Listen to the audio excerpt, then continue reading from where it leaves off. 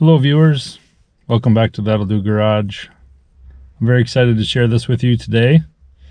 The astute observers among you might be able to identify where I am. You got a guess? Yeah, that's right, I'm in a Bronco. A real, physical, not in my imagination Bronco. Now this is the second Bronco I've ever driven, but you know, I haven't had a fair experience the first couple times. I was in a hurry, I had other people with me. I just got in and drove it and got out. And in this case, I actually have a loaner from the dealership. I can have it for an hour or two, no big deal. So I brought it out here down my local dirt road and I'm gonna poke around. I'm gonna take some pictures. I'm gonna look at everything. I'm gonna push all the knobs and twist all the dials and see what I can find. So I'm gonna tell you right now, for those of you who don't love the Bronco, this might be an incredibly boring video. You may just want to find another one. But for those of you that are excited about the Bronco, hopefully you find some cool content in here that I can share with you. Yeah, it should be good. I'm not coming into this with a big script. I'm just going to go where my curiosity leads me. So I hope you enjoy it. Let's take a look. Okay, so before I show you what we're dealing with here, I want to share with you my driving impressions because I drove to the dealership in my little four-door Jetta that's very quiet, very fresh and clean and new, and jumped right into this thing and I drove it out here. And so my differences between those two vehicles is more pronounced right now. My Jetta is silent. I mean, at a red light, you can't even hear it. When you're driving 80 miles an hour, there's almost no wind noise, you know, so it's very refined. So this thing, I was quite surprised. There's a lot of wind noise, and this is a hardtop. So I was surprised by that. I mean, it's not horrible, but I expected it to be quieter. And again, maybe that's just because I'm comparing it to my Jetta, but it was interesting how loud it was. And then the other thing I noticed was this is a Sasquatch, so it has the 35s on it, and there's definitely some vibration. I mean, you can tell that there's big ugly meats out there spinning at 80 miles an hour. Just a really kind of high frequency, very light pulsation. I'm assuming it's wheel balance, and maybe that would go away with you know, some tire rotation, some tire rebalance kind of stuff. But it's hard to really get those big tires down to zero kind of pulsation. So I'm a little surprised there too that it's just that that level of refinement. I wouldn't call it crude. And before I had the Jetta, I had a F-150 with 35-inch tires on it, and it's not as bad as that was. That was an older one, had 200,000 miles on it. It was tired. So it definitely feels fresh and clean and new. I was surprised at the wind noise. I was surprised at the light pulsation. But other than that, it's pretty exciting. The other thing was with the transmission.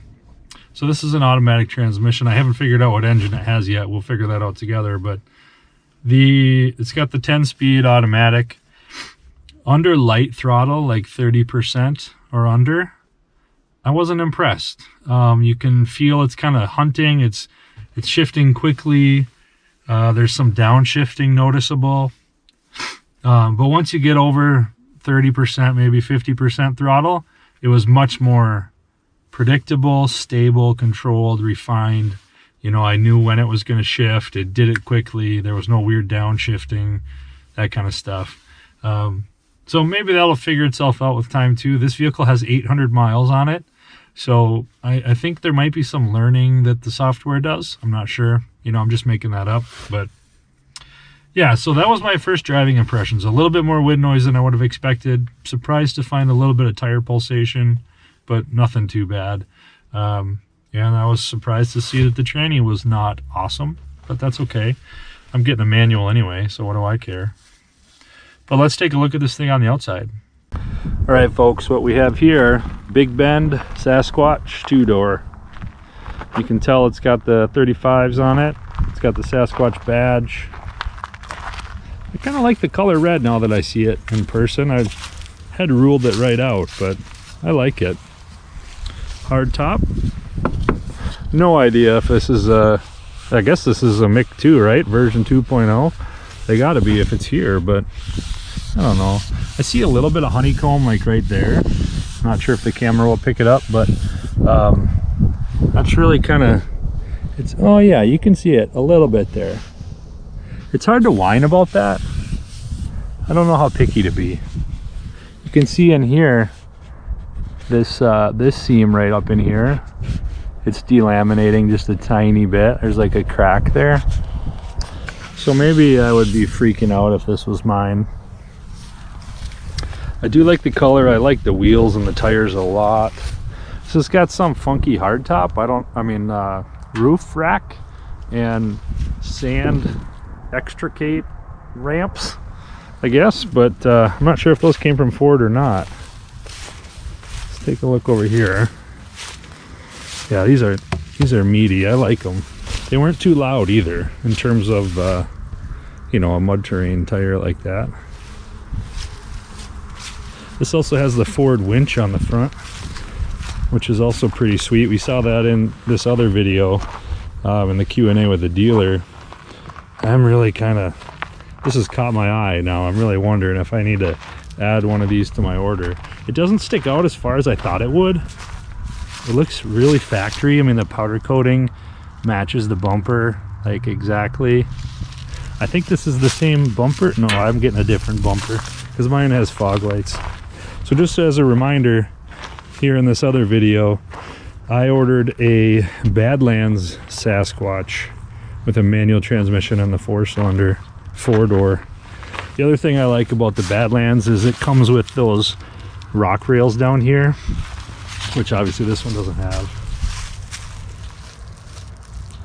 Pretty sweet. I wonder how hard it would be to take the top off. I'm dying to know how hard that is. Might be really hard with that rack. We'll take a look. The other thing we could do is pop the hood. Let's do that and see what's under the hood. All right, folks, open the hood. At first glance, I can't tell right away what this is. Oh, this is a V6, right? Cylinder bank. So this would be the 2.7 6-cylinder. Tiny little itty bitty turbo down there.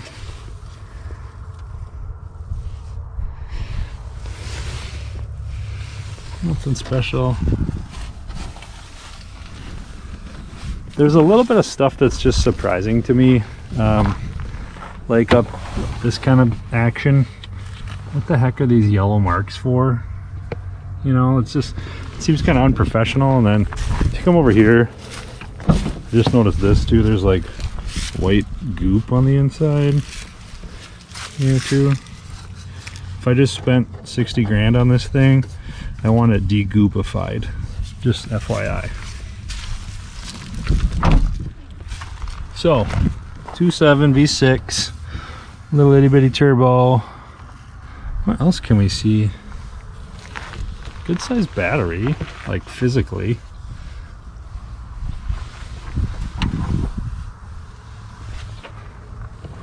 Is this oil filter?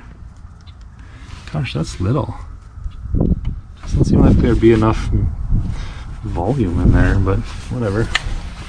Who am I to judge? 530 looks like. Yeah, here's a sticker down here that says 2.7 liter Lima engine plant. What else do we have over here?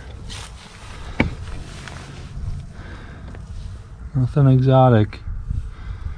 I think this thing is dying for a Coyote V8 drop-in. See if she can do wheelies. What's this? Aluminum? I don't know. So the winch looks sweet. We already talked about that. I would like to trace the wiring and just see where that goes, but I've got bigger fish to fry. Holy smokes, look at the complexity of the master cylinder. I guess that's probably like an ABS module. And I'm pretty sure that this thing has no vacuum assist. It's all electric power. So there's going to be a pump in there that builds pressure for the assist, which is abnormal. You know, usually it's a diaphragm and engine vacuum. But maybe they're doing that these days, I don't know. Anything else I can see? Not off the top of my head. Okay, let's check out the back end. Alright, let's figure this out. I like this big meaty spare on the back too. Looks serious. Can I just pull? Is it that? That's not rocket science, right? So I heard that these things will go, like if you go to 90 and then you let go, then it'll go even farther. How far does that go? That's what, like 130 degrees or something? So that's nice. And this probably just flips right up. Yep, okay. Got it. Seems pretty easy. This must be the worn accessory pack. Yeah, this plugs in. Does that plug right into the winch probably? Not much room back here on the two-door. Put some groceries in there, that's about it. This thing's already scuffed up. Look at that. Again, if I paid $60,000 for this, I'd be frustrated. Here's a shot of the inside. You can see the honeycomb there too. Let me grab my cellular phone for some light. See the honeycomb? I don't know. Do I care about that? Would I whine about that? I don't know.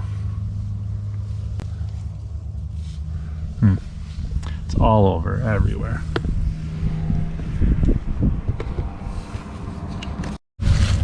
So these are kind of cute. My sister would call this cute. This little tie down here has got a lasso. So you can lasso your equipment. Pretty cool, right?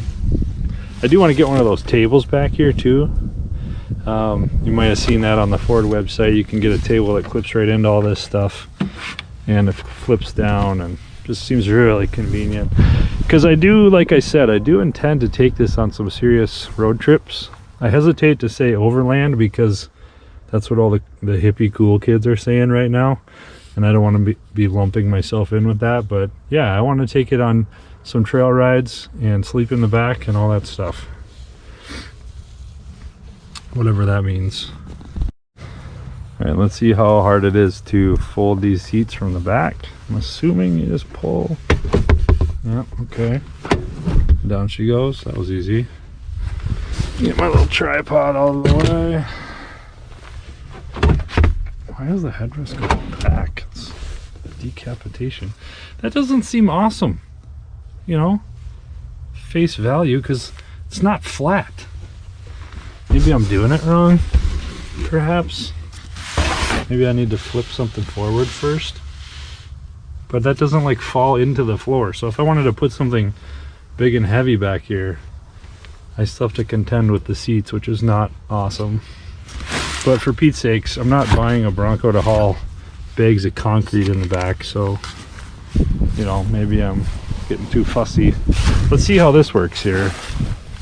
I'm gonna try to flip this forward. I'm assuming it's this guy. No. Okay, let me try. Maybe if I pull it all the way. There we go. Okay. Yeah. So that does. I'm not sure that I could get through that gap, but my kids probably could. Yeah, I don't think that goes any lower. Maybe, hold on, maybe that. Does this thing flip up? Oh, I see a handle on the other one. I'm going to the passenger side.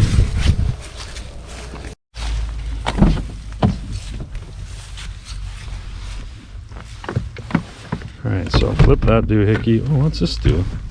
Oh, that's smart. Okay, I'm doing it wrong. See right here? So that does that and the lower slide. So I could get my belly through there, I think. I've got a handle down here. Let's see what that thing does. Okay, so that moves from there to there. Does it flip up? Yeah, it does. All right, now let me try folding that thing again.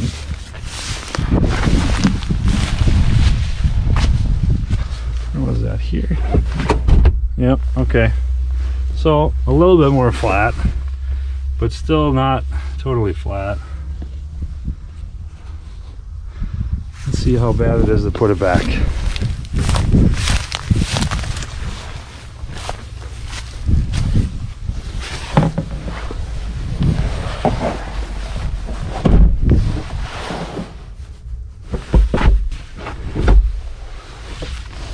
That was pretty easy. Yeah, okay. Not bad. One thing I just read on a forum, there's no handle on the inside. So if you are one of those overlanding nerds and you're sleeping in the back, can't get out this door. You're gonna have to go out one of the side doors. I'm sure somebody will make an aftermarket kit that, you know, gives you something right here, but so far, no handle. All right, folks, I gave it a go. Tried to get the top off with that roof rack in place, and I'm pretty sure you can't do it. So there's a pivot here, and this has a different kind of doohickey like that. 2 doohickeys back here. So I did those, and then I tried to just lift this straight up and get it out from underneath the roof rack, and you can't do that. So that might be something to keep in mind. If you get a roof rack, you won't be able to take the panels off without taking the roof rack off first. So maybe you want to get a roof rack, you know, aftermarket roof rack that sits up higher. I'm not sure. Okay, so here's the window sticker build sheet. It's a 2-door, blah, blah, blah, Big Bend, blah, blah, blah.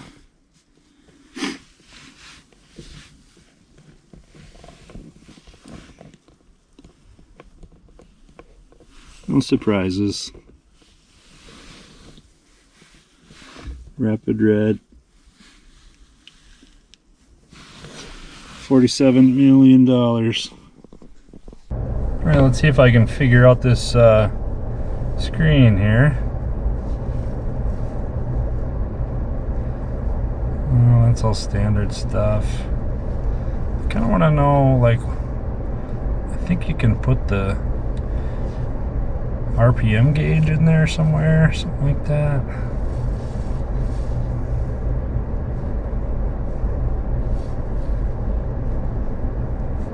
I also want to see what's in off-road. Off-road status. Are you on-road or off-road? Oh, apparently we're off-road. And yeah, wheels are at 17 degrees. Nope, 15 degrees. Okay, cool. 2-degree pitch. That's kind of neat. 2-wheel drive. What else do we got here? Oh, you can leave it there. I see how it is. That's cool. Power distribution. How much goes to each wheel, I assume? It's kind of neat. Oh yeah, tire pressure, wow. Gauges. Oh, that's cool. Not gonna make any boost right now. Got our temperature and pressure, battery voltage readout, that's nice. Is this just a dedicated boost gauge? Yep. I don't know, I might use that one a lot. Transmission temperature, that's kind of cool. I guess for towing, it's handy. Yes, I have a battery. Okay, got it. Anything else? I suppose this is like the customized version. Okay, yeah, there's our turbo pressure. So this thing is, I don't have the heated seats. So I think that means this is not the mid package. This is whatever the entry level is. And that means this is the smaller screen, the 8-inch I think it is.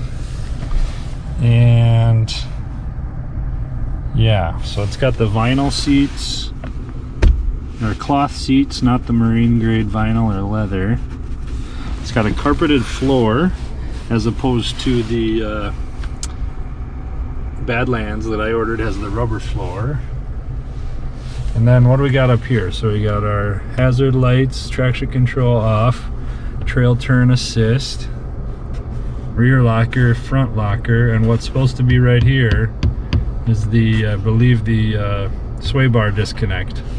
So if I bought this thing, if I bought a Big Bend and I'm sitting here in traffic staring at the void that is this button, I would constantly be saying, gosh, I wish I got that sway bar disconnect button. Why didn't I work a little harder and make a little bit more money and spend a little bit more money and get to Badlands? That's what my head would do at 4 miles an hour in rush hour traffic. Just FYI. I saw this thing too. Now in the early prototype versions, they had a big bar up here so you could attach things like the GoPro that I'm using to record this. So I'm assuming this is a very similar, what does it say, accessory ready.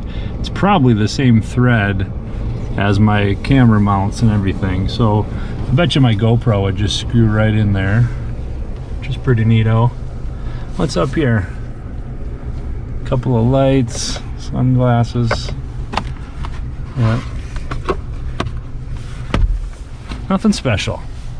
Nothing special. So this is kind of a, I don't want to call it a cheap Bronco, but it's the second cheapest trim in terms of Big Bend, and it doesn't have the mid-level package, which gets you the heated seats and so on. It might have remote start, I'm not sure. It's got the Sasquatch, so this is a Big Bend with the Sasquatch and the V6. That's about it. There's not a whole lot of other options. Here's our goat mode switch.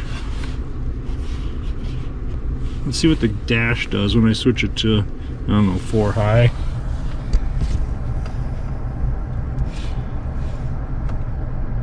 So these, it's still 2 high.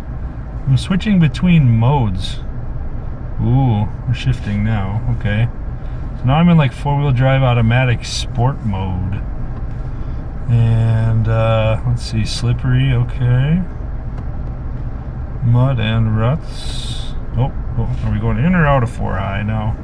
Sand. Now this has a lot of settings, so I guess I'm a little surprised that there's that many settings on this not super optioned up Big Bend, but okay. And now it automatically switches the display to show us our locker status, our pitch and roll, all that stuff too, because we're in what, 4 high sand mode right now. Yeah, sand in the upper left hand corner.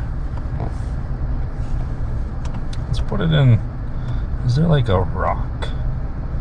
Eco, normal, boo, sport, what is that? I'll have to look at that. I wonder, okay, so that's probably winter then, I guess. That's what I'll run it in all the time. Stupid Minnesota. Okay, so it's just going in and out of 4-wheel drive down here all by itself, and I'm hearing no noises, no clunks. I have not put my foot on the brake. It's just doing all that all by itself, which is good. And let's see, what else can I share with you guys? Well, I think that might be it. Everything else in here that I could think to share with you, even I can't admit that anybody would find it any interesting, you know, like the windshield wipers or something. So I'm gonna not bore you with that part. If I think of anything else, I know where to find you. Yeah, so I'm gonna drive this thing back to the dealership, pick up my quiet, tiny, boring little Jetta, and go and dream about my Bronco all night. Anyway, I hope you enjoyed it. Don't forget to like, comment, and subscribe. And really seriously, let me know in the comments if you guys have questions. I can talk to the guys at that other dealership. They're more than happy to do Q&A, and you know, we'll see how much we can figure out on our own. But anyway, thanks for watching. Have a good day.